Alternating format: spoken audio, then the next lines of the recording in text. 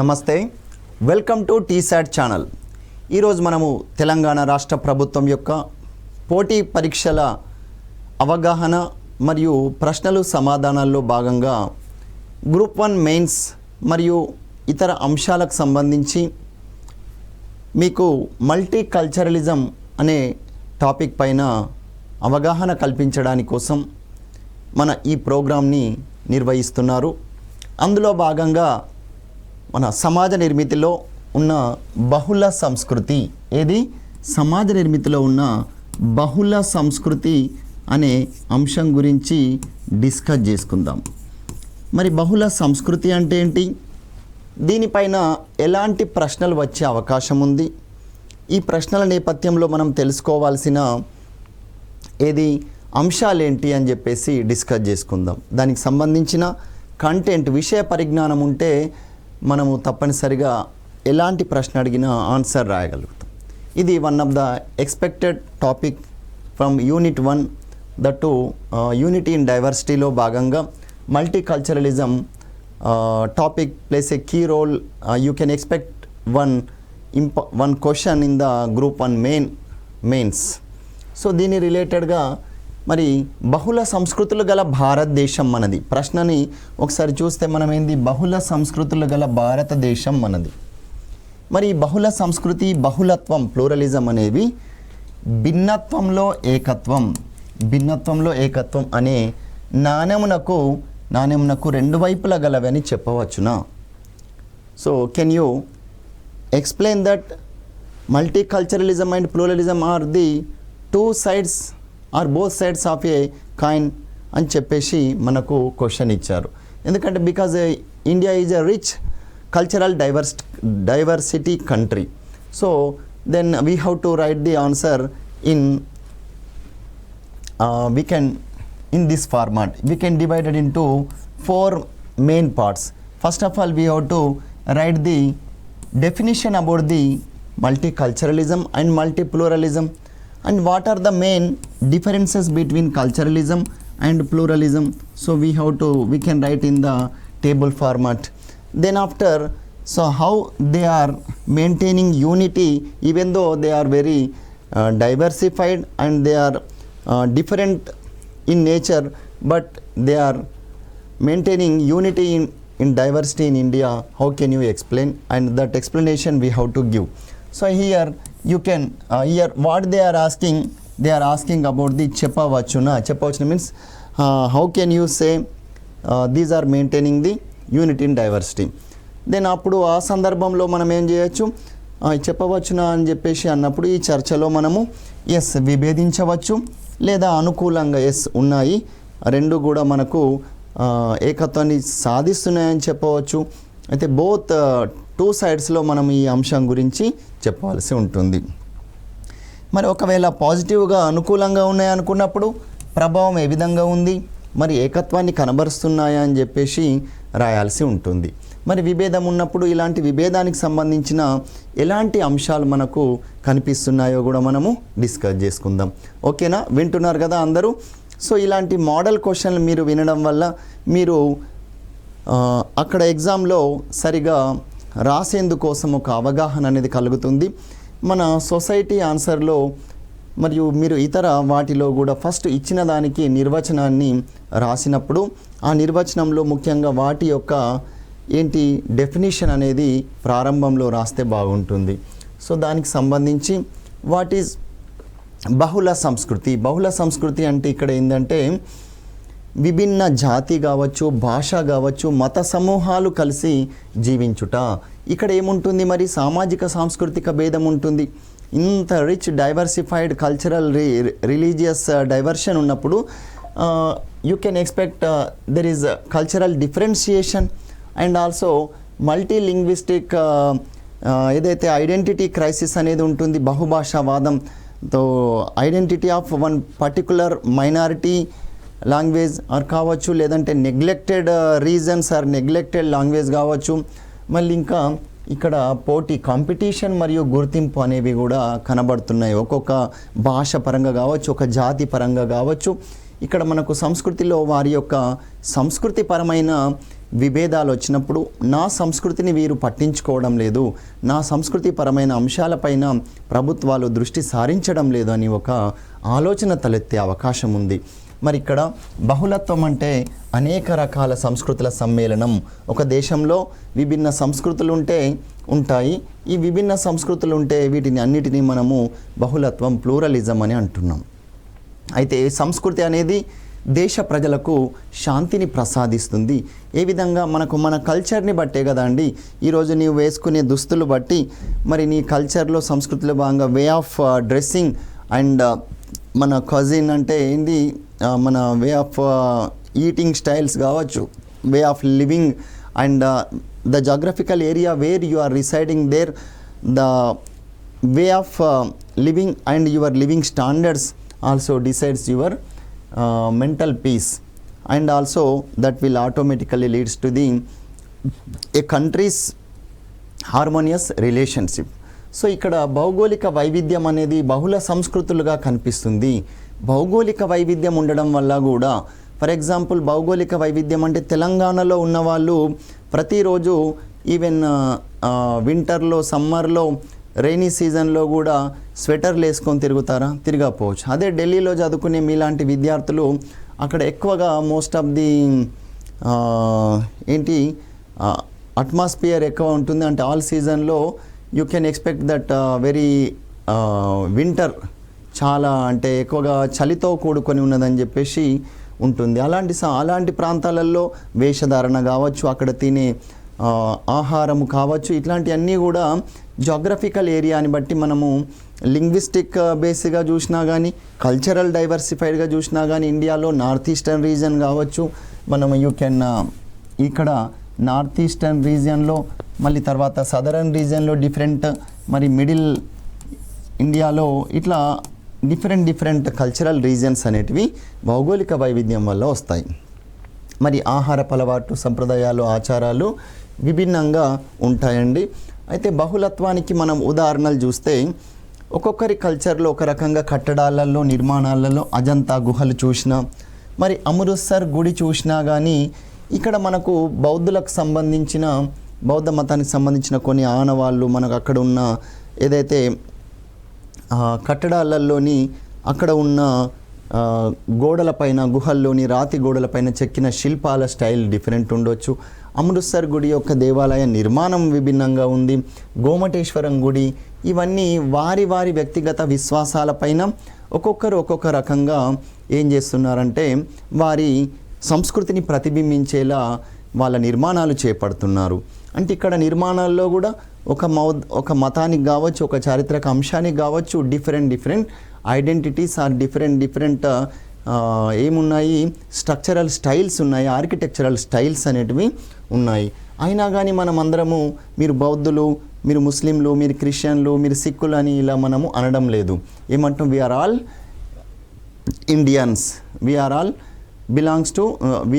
Belongs to one nation, that is Bharat అని చెప్పేసి చెప్తున్నాము.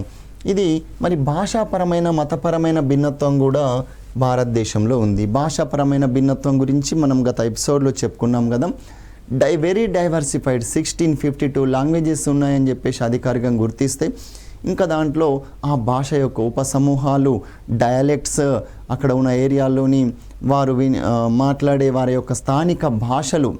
అందుకే ప్రభుత్వాలు కూడా యునెస్కో ఏం చేసింది, మరి 2022 to 32ని ఏం చేయడం జరిగింది, ఇట్లాంటి భిన్నమైన భాషలున్న అంశాలలో చూస్తే ఇండిజీనస్ లాంగ్వేజెస్కి సంబంధించి ఇండిజీనస్ స్థానిక భాషల దశాబ్దంలాగా కూడా 2022 నుంచి 32 మనము దీనిని సెలబ్రేట్ చేసుకుంటూ ఆ యొక్క భాషల యొక్క ఇంపార్టెన్స్ ఆధారంగా వాటిని అభివృద్ధిలోకి తీసుకురావాలని చెప్పేసి, ఆ విధంగా వాళ్ళ కల్చరల్ డిఫరెన్సియేషన్ని దృష్టిలో పెట్టుకొని భవిష్యత్తులో కాన్ఫ్లిక్ట్స్ అరైజ్ కాకుండా, అండ్ వాళ్ళ యొక్క నీడ్స్ ఏంటి, వాళ్ళ మాతృభాష యొక్క ఇంపార్టెన్స్ని మనం గుర్తించి వారి యొక్క లిపి కావచ్చు, వారి యొక్క భాష యొక్క ఏదైతే మనకు ముద్రణకు సంబంధించిన అంశాలు, వారికి మాతృభాషలో విద్యాబోధన ఏ విధంగా చేయించాలి, ఇలా అనేక కోణాలలో ప్రభుత్వాలు అంతర్జాతీయంగా దృష్టి సారిస్తున్నాయి.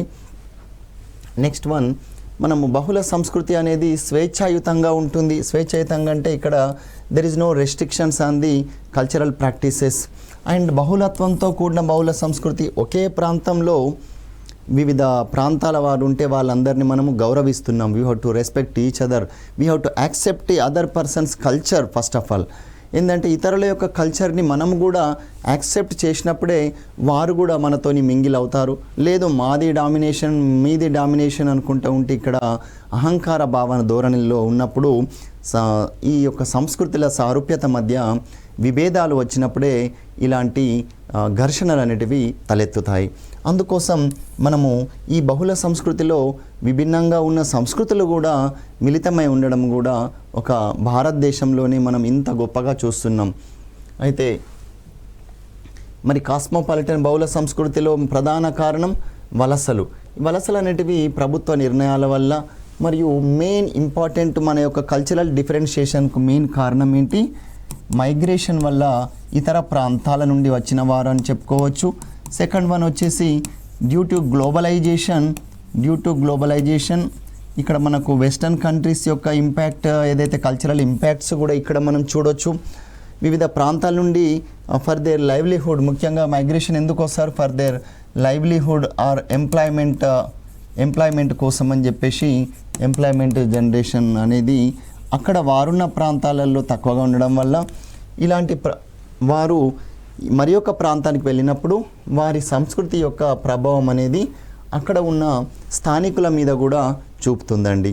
అలాంటప్పుడు కల్చరల్గా మన వే ఆఫ్ డ్రెస్సింగ్ కావచ్చు, ఫుడ్ హ్యాబిట్స్ ఇవన్నీ కూడా చేంజ్ అవుతూ ఉంటాయి ఆబ్వియస్గా.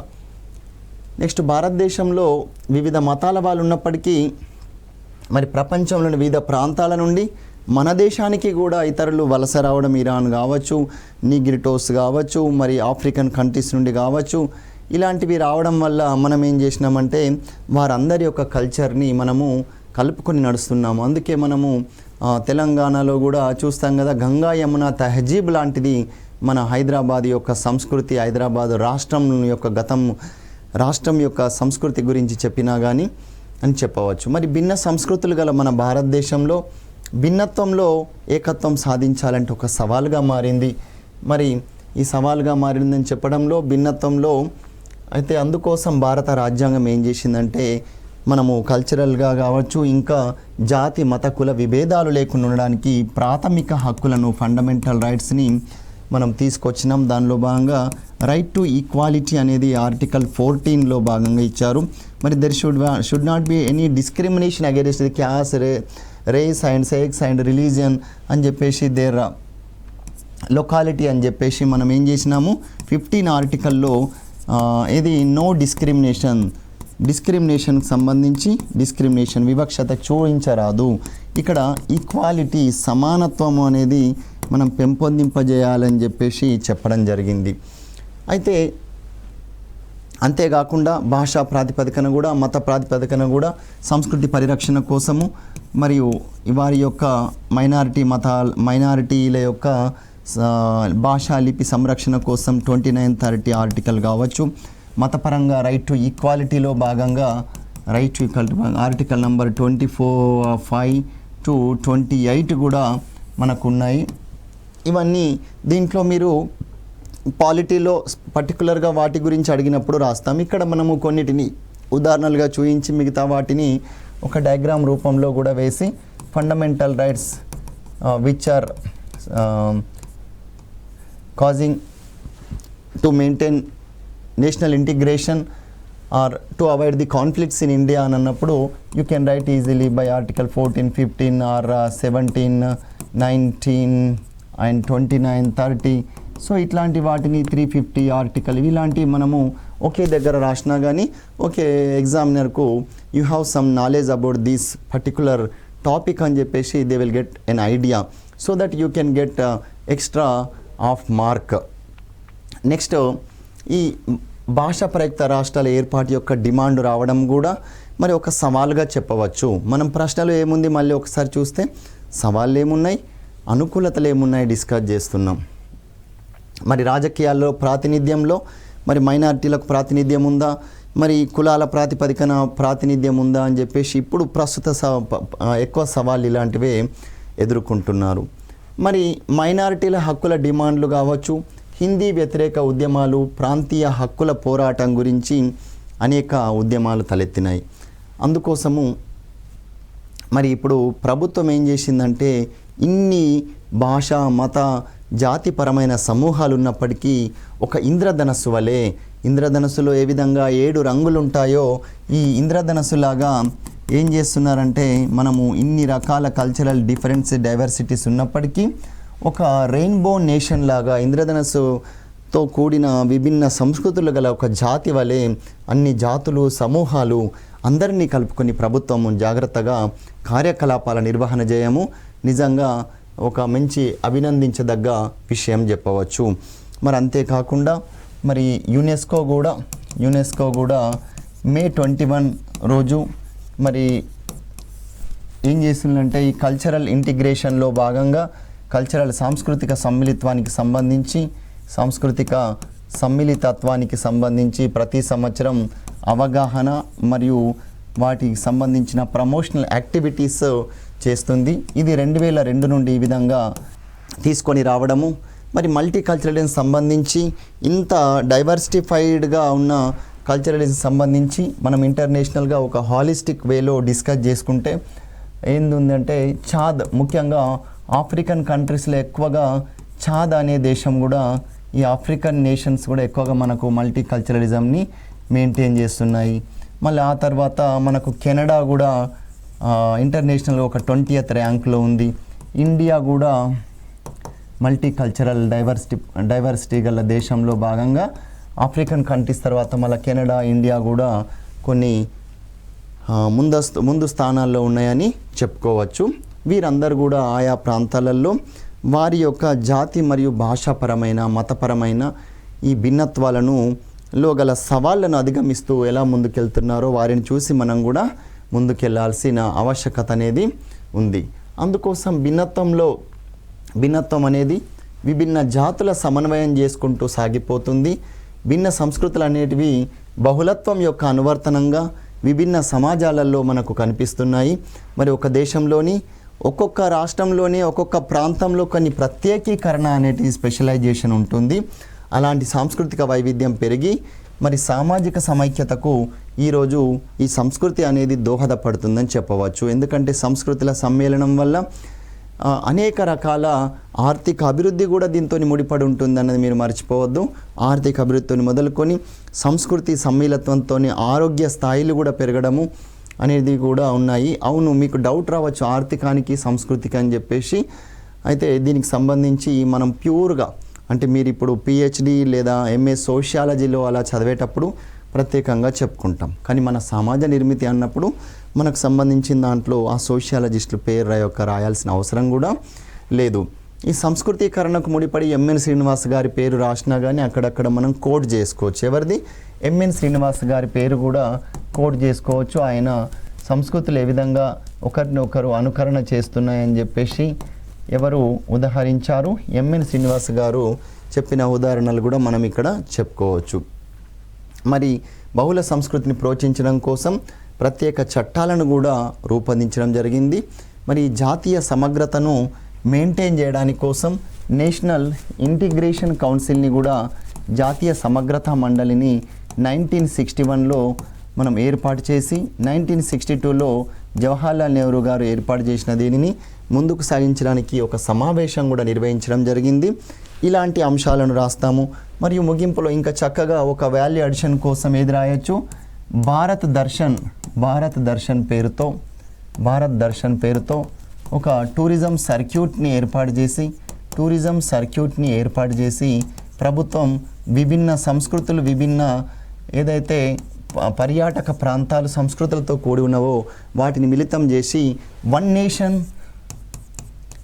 వన్ నేషన్ లాగా ఇంత డైవర్సిఫై ఉన్నా కానీ మన భారతదేశం అనేది వన్ నేషన్ మరియు వన్ రేస్, ఒకే జాతి ఒకే దేశం అన్న భావనను తీసుకురావడానికి కోసం ప్రయత్నం చేస్తుంది. ఇలాంటి ప్రయత్నంలో అందరూ భాగస్వామ్యమైనప్పుడు విభిన్న భాషలు, మతాలు, కులాలను సమ్మిళితం చేసుకుంటూ ముందుకెళ్ళవచ్చు అని ఒక అప్పుడు చేసుకోవచ్చు అని ఒక మన ఏదైతే ఆశయం ఉందో దాన్ని నెరవేర్చవచ్చును అని చెప్పేసి ఇలాంటి వాటిని కూడా కోడ్ చేయాలి. భారత్ దర్శన్ కావచ్చు, ఇలాంటి ఏదైతే ఉన్నాయో ఇందాక చెప్పిన యునెస్కో యొక్క డే కావచ్చు, నేషనల్ ఇంటిగ్రేషన్ కౌన్సిల్ కావచ్చు, ఇలాంటి అన్నిటినీ కూడా మీరు కలిపి రాసినప్పుడు ఆ యొక్క జవాబు అనేది ఇంకా బ్యూటిఫుల్గా కనబడుతుంది. So that you can expect to get more marks compare with ordinary way of writing లేదా జనరల్గా రాయడానికంటే బదులుగా పేలవంగా రాసే బదులు అడిషనల్గా కూడా ఇలాంటి పాయింట్స్ని రాసినప్పుడు అందరికంటే ఎక్కువ మార్కులు వచ్చే అవకాశం అనేది ఉంది. నెక్స్ట్ మనం మరి దీనిలోనే ఇంకా ఎలాంటి ప్రశ్నలు రావచ్చో ఒకసారి చూసుకుందాం. ఓకేనా? ఈ మల్టీ కల్చరలిజంలో భాగంగా భిన్నత్వంలో ఏకత్వంను ప్రజల సామాజిక సాంస్కృతిక జీవన విధానంతో ఉదాహరించుము లేదా వర్ణించుము అనే ఒక ఇంపార్టెంట్ టాపిక్ మీద ఇప్పుడు డిస్కస్ చేస్తున్నాము. అయితే భిన్నత్వంలో ఏకత్వం అనేది ప్రజల సామాజిక జీవన విధానము, so way of their social life లాగా ఏ విధంగా అయ్యింది అని చెప్పేసి డిస్క్రైబ్ అన్నాడు, లేదా ఎగ్జాంపుల్స్తోని చెప్పండి అన్నారు. అలాంటప్పుడు మన భారతదేశంలోని ప్రతిదీ ఫెస్టివల్స్ కావచ్చు, మనం ఆడే ఆటలు కావచ్చు, మనం అక్కడ ప్రాంతాల్లో ఉండే యొక్క భౌగోళిక వైవిధ్యం అనుసారంగా మనం నివసించే విధానం కావచ్చు, ఇవన్నిటిని దృష్టిలో పెట్టుకొని ఆన్సర్ రాస్తాం. అయితే మరి విభిన్న అంశాలతో ఏ విధంగా ఉంది, మతపరమైన మరియు జాతిపరమైన, భాషాపరమైన, సంస్కృతిపరమైన, వారసత్వపరమైన విభిన్న అంశాలతో ఎలా ఉందో వివరిస్తాము. ఇలా వివరించే క్రమంలో మనము దేని గురించి డిస్కస్ చేసుకుందామంటే ఫస్ట్ ఒక బ్యూటిఫుల్ ఇంట్రడక్షన్ అనేది ఇద్దాము. అయితే ప్రతి అంశానికి కొన్ని ఉదాహరణలు ఉన్నాయి. ఎగ్జాంపుల్ ఫస్ట్ భారతదేశంలో భిన్నత్వంలో ఏకత్వం అని దాని గురించి భారతదేశం, ఇక్కడ భిన్నత్వంలో భారతదేశం, భిన్నత్వంలో ఏకత్వం. అయితే భారతదేశం అనేది విభిన్న జాతి, తెగ, మత, భాషా, సంస్కృతులతో ఉన్నది అని చెప్పేసి రాసి ఇంకా ఏమని డిస్కస్ చేసుకోవచ్చు అంటే మన రవీంద్రనాథ్ ఠాగూర్ గారు ఏమన్నారు, ఒకవేళ ఇఫ్ గాడ్ విషెస్, భగవంతుడే అనుకుంటే ఏ విధంగా అనుకుంటారంట, మన భారత జాతీయులందరూ ఒకే భాషను మాట్లాడాలి, ఆ ఒకే భాషతో ఒకే భాషను మాట్లాడగలవారిగా ఉంటే, ఒకే భాషను ఆమోదించి ఒకే జాతిగా కనిపిస్తే అది చాలా సుందరంగా ఉంటుంది.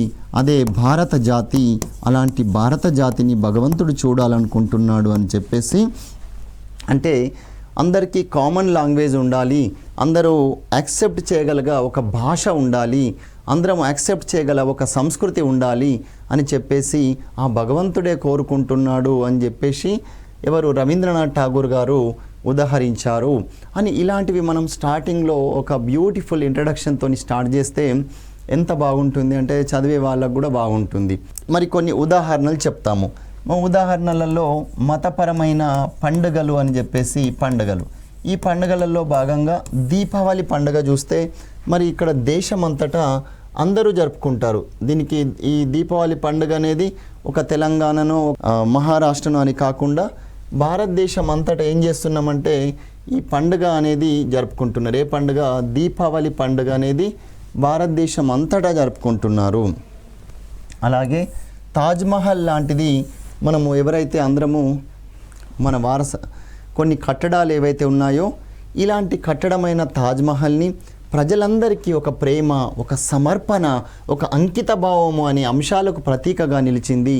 ఇలాంటిది అందరూ కూడా దీన్ని ఇక్కడ కులమతాలకు అతీతంగా అందరూ తాజ్మహల్ని ఒక ఉదాహరణగా తీసుకుంటున్నారు.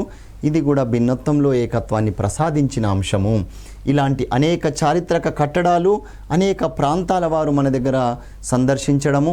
ఇక్కడ తెలంగాణ వారికి అయితే దగ్గరలో నాందేడ్లో ఉన్న గురుద్వారాలో కూడా వెళ్ళడము, ఇక్కడ మన జహీరాబాద్ దగ్గర పక్కన అటు వెళ్తే బీదర్లో కూడా ఉన్న గురుద్వారాని, అంతేకాకుండా ఇక్కడ హైదరాబాద్లో ఉన్న వాళ్ళైతే అమీర్పేట్లో ఉన్న కూడా ఒక గురుద్వారాని చాలామంది సందర్శిస్తారు. హిందూ, ముస్లిం, క్రిస్టియన్ అని భేదభావం లేకుండా.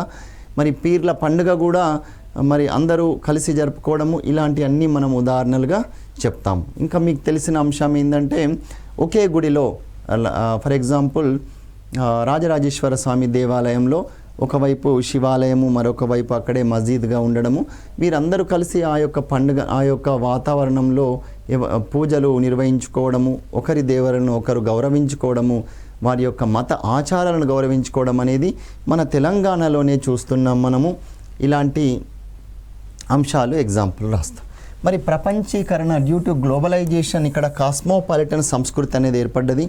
దీని ద్వారా ఒకే ప్రాంతం వారి జీవనోపాధి కావచ్చు, ఉద్యోగం కోసం వివిధ జాతి కుల వర్గం వారు కూడా ఒకటే దగ్గర నివసించడం, ఈ నివాస స్థానంలో అందరూ కలిసిపోయి మనమందరము ఒకే దేశానికి చెందిన వారం, నువ్వు బీహార్ కల్లా వచ్చినవా, నువ్వు ఉత్తరప్రదేశ్ కల్లా వచ్చినవా, నువ్వు కూలీ పని చేయడానికి వచ్చినవా, నువ్వు ఆఫీసర్గా వచ్చినవా అని చూడకుండా మనమంతా ఒకటే భారతీయులమన్న భావనతో కలిసిమెలిసి ఉంటున్నారు కాస్మోపాలిటన్ సిటీస్లలో. మరి ఇక్కడ విభిన్న కుల సమూహాలు వారి వృత్తులను నిర్వర్తించిన ఒకే దేశ ప్రజలుగా జీవిస్తున్నారు.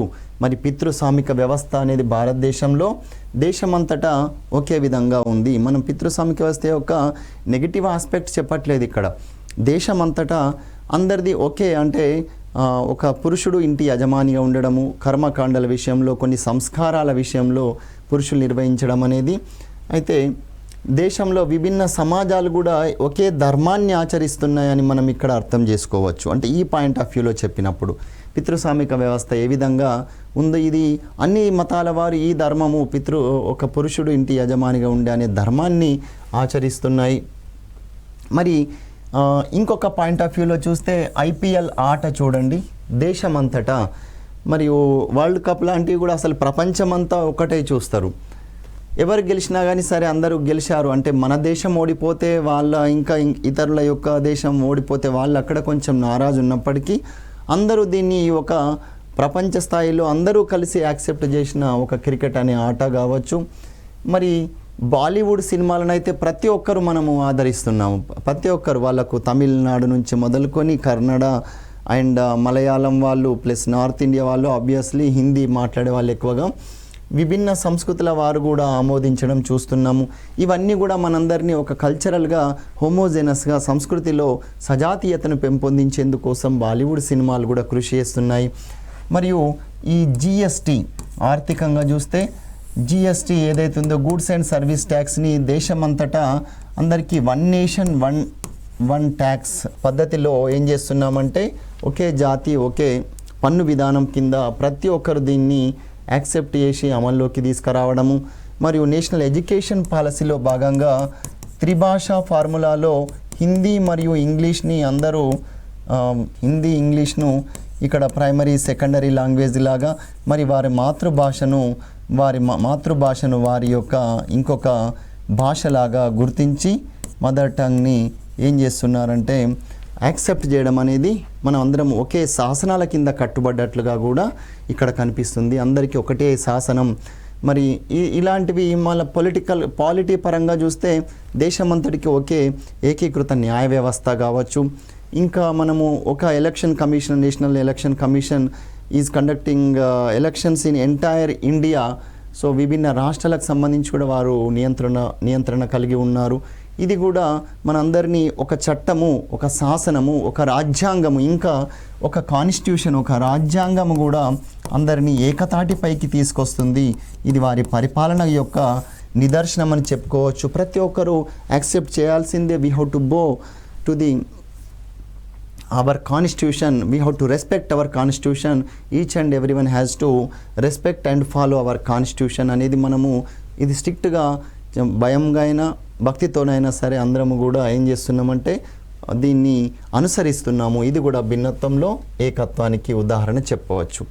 మరి ప్రాంతీయవాదం భిన్నత్వంలో ఏకత్వం పరంగా చూస్తే ప్రాంతీయవాదం అనేది ఒక రకంగా అహంకారాన్ని భాష ఆధారిత అనుసంబంధాలు కావచ్చు, భాషాపరమైన డిమాండ్లు కూడా తలెత్తుతున్నాయి. భాషాపరమైన డిమాండ్లలో భాగంగా మరియు ప్రాంతీయవాదం అంటే మా యొక్క కల్చర్ వారిని, మా యొక్క ప్రాంతం వారిని, మా యొక్క భౌగోళిక పరిస్థితుల్లో ఉన్న మేము ఇంత వెనుకబడి ఉన్నాము, మమ్మల్ని ఎందుకు మీరు పట్టించుకోవట్లేదనే కొన్ని ప్రాంతీయవాద డిమాండ్లు కూడా తలెత్తుతున్నాయి.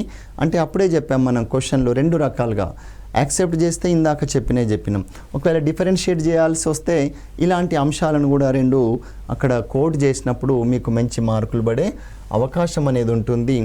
మరి అభివృద్ధి పరంగా చూస్తే ఎప్పుడైతే ప్రాంతీయ అవసరాలు సమస్యలపై దృష్టి పెట్టినప్పుడు ఉదాహరణకు లడఖ్కు కేంద్రపాలిత ప్రాంత హోదా ఇప్పుడు డిమాండ్ చేయడం వల్ల ఏమైందంటే అక్కడ లడఖ్ని ఇంకా ప్రత్యేకంగా ఫోకస్ చేసి జమ్మూ కాశ్మీర్ ఏర్పడిన తర్వాత అక్కడ అభివృద్ధి కార్యకలాపాల వైపు మళ్లిస్తున్నారు. ఈ విధంగా చేయడం వల్ల ఇంకా ఇతర డిమాండ్లు తలెత్తకుండా టెర్రరిజం వైపు యువత వెళ్లకుండా వారికి ఉపాధి కల్పన, వారి అభివృద్ధి లక్ష్యంగా కూడా అక్కడ ఉన్న సంస్కృతి, అక్కడ ఉన్న ప్రాంతీయత, మతము, జాతి పరంగా వారిని అభివృద్ధి చేస్తున్నారు. వారి అవసరాలు ఏంటి వాటిని దృష్టిలో పెట్టుకొని మరి ప్రాంతీయవాదం అనేది ఆచారాలు మరియు సంప్రదాయాలతో సహా సాంస్కృతిక లక్షణాలను కూడా బలపరుస్తుంది. ఈ ప్రాంతీయవాదం అనేది అందరినీ ఒకే తాటిపైకి ఒకే ప్రాంతం వారి అన్న భావనని కూడా ఆ ప్రాంతం వారిలో తీసుకొస్తుంది. పాజిటివ్గా చూస్తే సానుకూలంగా.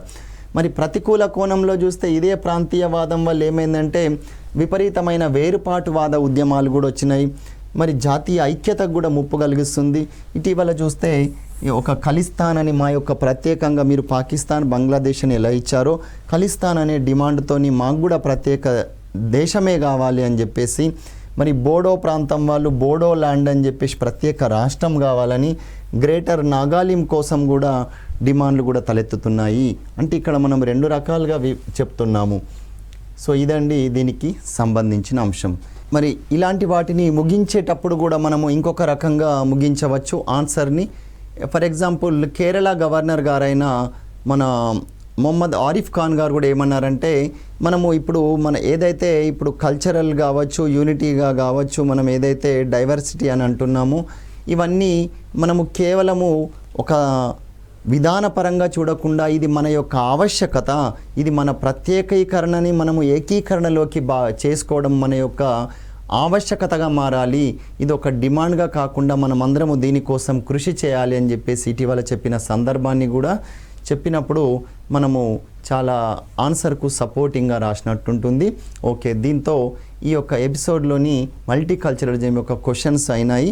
దీనికి సంబంధించిన కంటిన్యూషన్ కూడా మనం నెక్స్ట్ ఎపిసోడ్లో డిస్కస్ చేసుకుందాము. Thank you for watching TSAT channel.